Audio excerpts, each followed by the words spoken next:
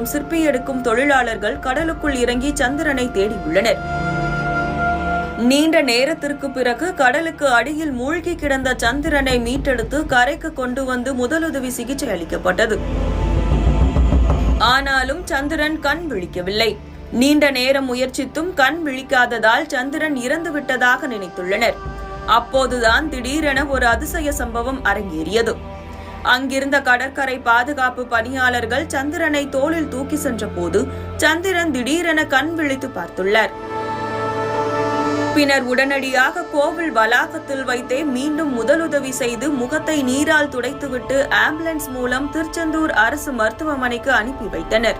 அங்கு அவருக்கு தீவிர சிகிச்சை அளிக்கப்பட்டு தற்போது நலமுடன் இருப்பதாக மருத்துவர்கள் தெரிவித்தனர். திருச்செந்தூர் கடலுக்குள் மூழ்கி உயிரிழந்து விட்டதாக நினைத்த நபர் அடுத்த நொடி கண் விழித்து பார்த்த சம்பவம் அங்கிருந்த மொத்த பக்தர்களை வியப்பில் ஆழ்த்தியுள்ளது.